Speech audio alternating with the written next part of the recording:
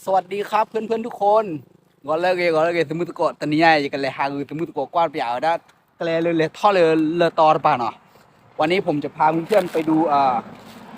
วันนี้ผมจะขึ้นไปเลอตอครับผมเดี๋ยวจะถ่ายวิวบรรยากาศข้างๆทางว่าเลอตอมีอะไรแบบน่าสนใจหรือว่าน่าลงไปเที่ยวดูบ้างนะครับผมตรงนี้ก็ผมอยู่ที่หน้าหมู่บ้านป่าไร่ครับตรงนี้คือทางที่จะขึ้นไปเลอตอประมาณ41กิโลนะครับผมโอเคลุยกันเลย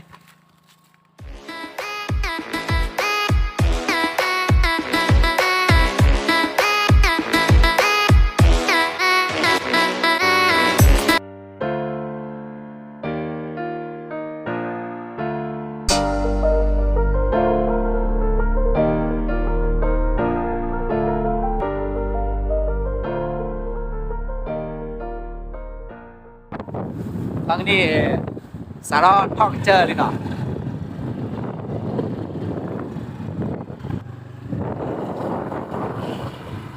สารพัดท่องเจอเลยขึ้นไปทางเรือต่อนะครับผมถ้าเจอวิวสวยๆผมจะถ่ายให้เพื่อนได้ดูกันนะครับผม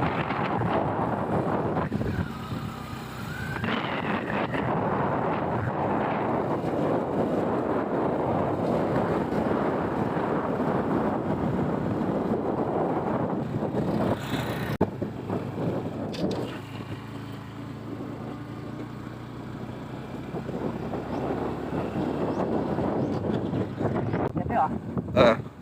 เห็นไปอ่ะเออตอนนี้ก็เข้ามาถึงที่วัดถ้ำเลปูนะครับผมระหว่างทางเดี๋ยวผมจะเข้าไปถ่ายชมบรรยากาศข้างในให้นะครับ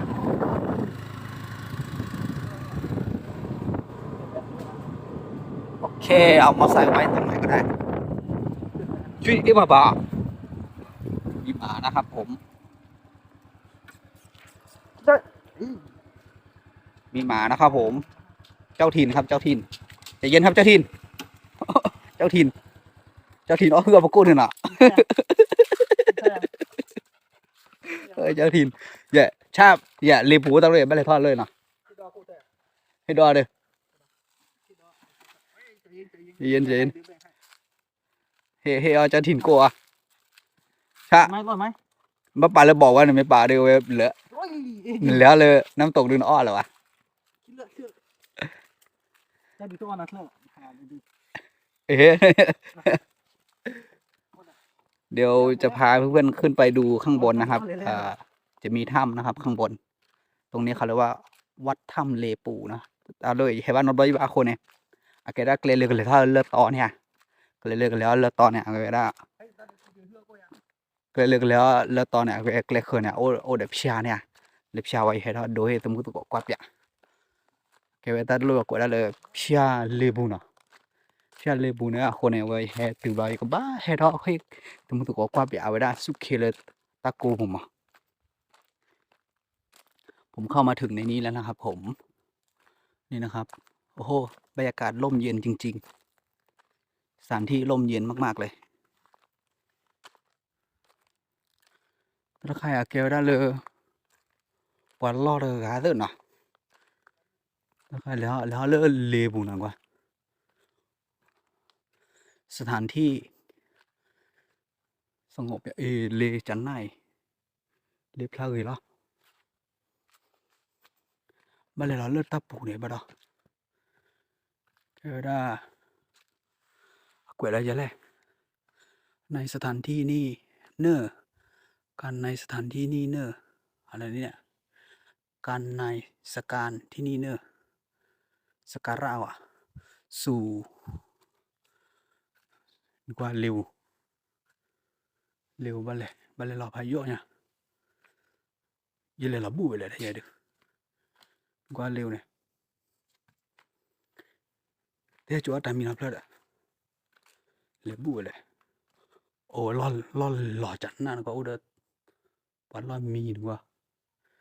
ข้างในก็จะเป็นเดี๋ยวผมต้องเปิดแฟลชให้เพื่อนๆเห็นว่าข้างในนี่สวยนะครับผมอยู่ดูก็ให้สมมุติก็กว่าไปเอาได้เลยลีโก้หมดนะลีโก้หรือรถแต่ว่าพายโยพายเลย qua ở đây ta lo mi lo cái đó là phọc hà mi lo nè qua lấy cái bài hay làคนในใต้จะดูเลยคาเมราโฟล์พลาดไปดูอันเนี้ยแต่ให้จอดทำมีใช่ปะนึกว่าเกลือใช่เกลือรักชุนเนี่ยมีเลยว่าเลยบ้านเลยพายีดอ่ะคนนี้จะเลยปุ๊บอะไรได้มีเลยเลยตะโกนเนี่ยแกละน้ำบ้าตลอดอะไรจะหมดเลยนะอันตรายเนี่ยอันตรายที่อันบ้านเลยนึกว่าเลยโกนนึกว่าผืนนึกว่าเลยตะพลายตะปูชูโย่อะเดี๋ยวระวังนะเดี๋ยวมีเราเตะแล้วเดี๋ยวพูดถึงละมีเล่ปลาดอกกว่าสมุทรก็เล่ปลาดอกตาเล่ท่อหักกว่าเล่เลยโอ้ยโอ้เด้อจักกลอโอ้เด้อซอกขาน่ะที่อ่ะเสมาแล้วกูเนี่ยนักเกย์เฮวันนบลาวะเฮวันเตือนบลอยหรอมึงก็รู้ได้พอกูเนี่ยเดียตาลุเนี่ยเกิดอะพอกูได้เลยทำเลปูนะแกนะแกได้เลยเกลือเลยท่อเลยตอนไปเนี่ยแล้วเลยตอนไปเลยตาเบอร์เจอนะแกแล้วเด้อแต่หาลูกเวลาเด้อพิชาเด้อเอาได้สุขเลยเกี่ยวกันนะคนนี้ยังไม่เลยเขาเลยยิงเลยตอนวัน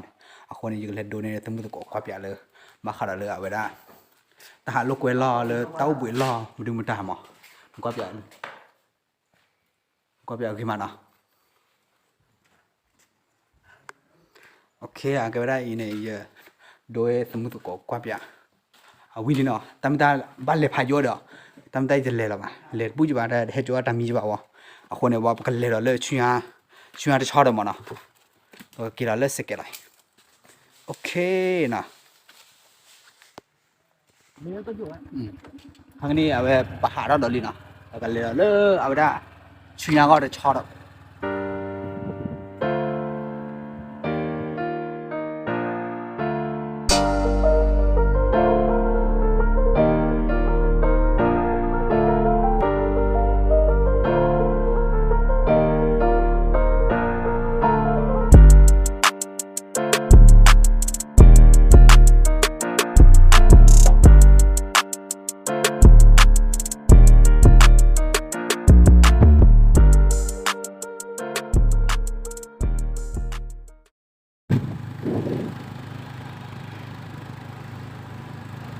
ใส่ครับ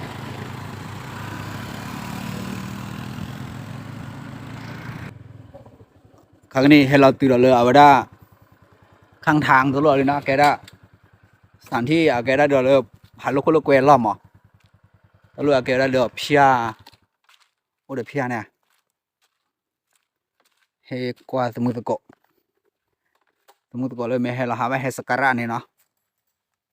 ให้บาให้สการะเลิกตาพอคนเนี่ยแกเราเดือดโคตรฮะเราคนเนี่ยเดือดโคตรนะก็บ้านเลยให้สมุทรก็กว่าเปียแกได้เกลือกันเลยถ้าเลือดตอดไปเดือแกได้สุขเลยเกลือเขาเดือแกได้ทหารลูกเวลาเดือโอ้ดอดูนะแล้วดูให้สมุทรก็กว่าเปียเลิกโคตรนะบ้านเลยทอดเจ็ด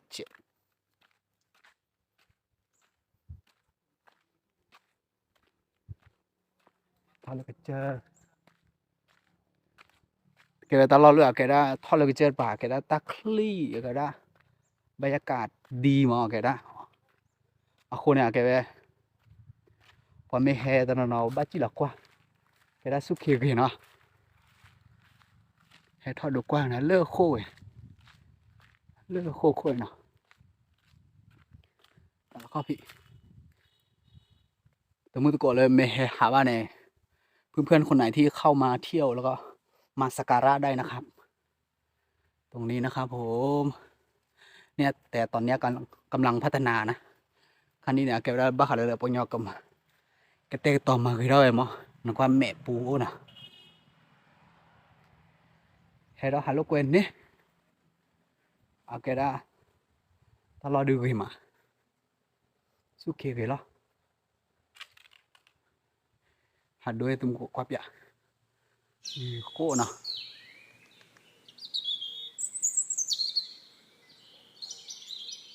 เนี่ยเลยทอดดูให้สมุทรกวาดยาเลยแบบโควิดนะแกได้ประกาศสารแล้วเลยจะชอด cái sao liền chọn cái đôi mũi có quắp giả lừa cái khờ rồi chọn rồi nè hiện tại cái pia nha pia về lừa về bữa lừa đó một cái lừa scara lừa đó ba nè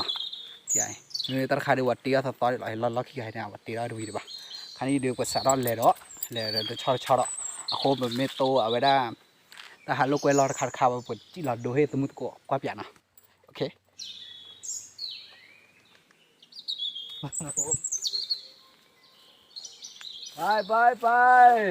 ไปแฮมรอบหนึ่งเด้อ ครับผม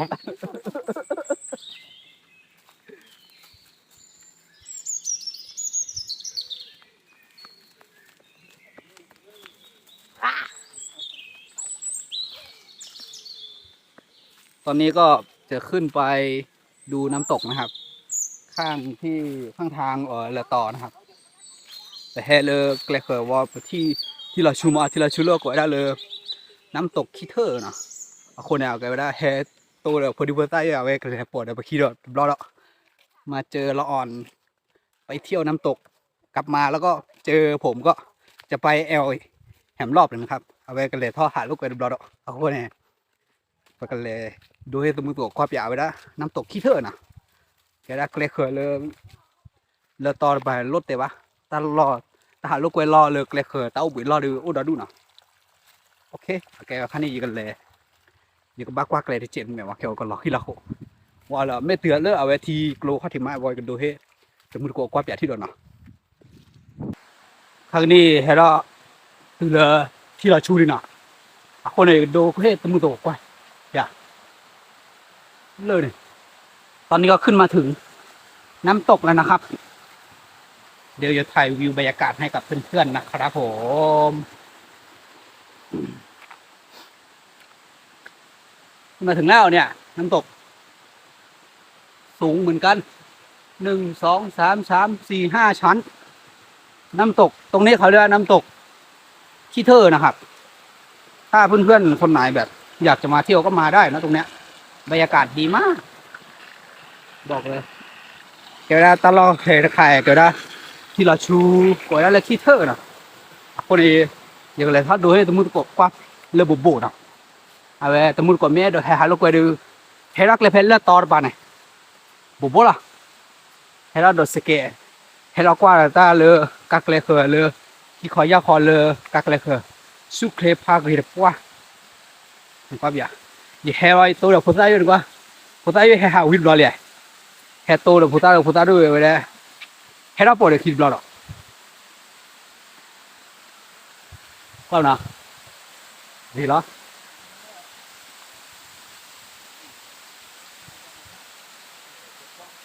ตู้หนึ่งก็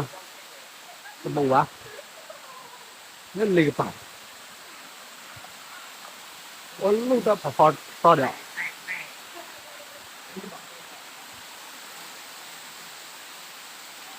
นี่ละ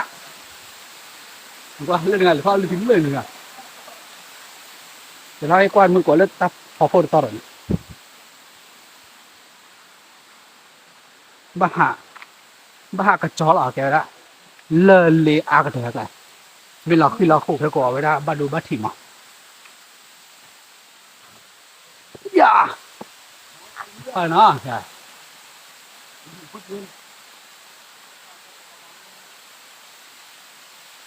ดีเหรอฮะสวย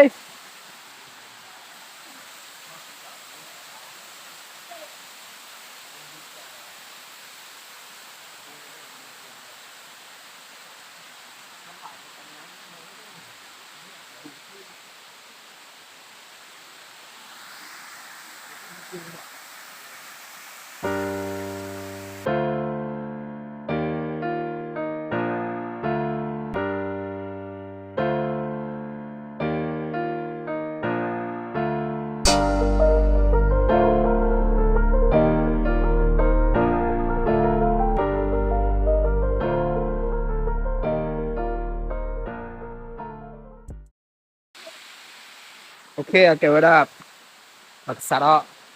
ปักเกลือปักเลเราเลือกชิมอะไรหน่อยเอาไปแหกกว่าที่เราชูวิลลี่ดูให้ตรงนี้ก็กว่าวิลลี่นะโอเคแล้วล่ะ รอปกติแล้วเอาไว้เลิกต่อที่ชอแล้วโอเคเลิกการเกลี่ยคนละเนาะโอเคอยู่กับปาร์ตี้เอาไว้ได้อยู่ตามมูไปแล้วโอเคไว้ได้อยู่กับหันแล้วข้อมาบิ๊กที่ลอยบ้ากว่าเกลี่ยบ้าดูตามมีในเคลอ่ะหันอะไรอย่างเนี่ยไม่เกี่ยวกับเลิกการเกลี่ยคนละไม่เกี่ยวกับตลอดเลิกการขอที่ชอแล้วไม่ดูกว่าให้ดูกว่าเปลี่ยนแล้วนะ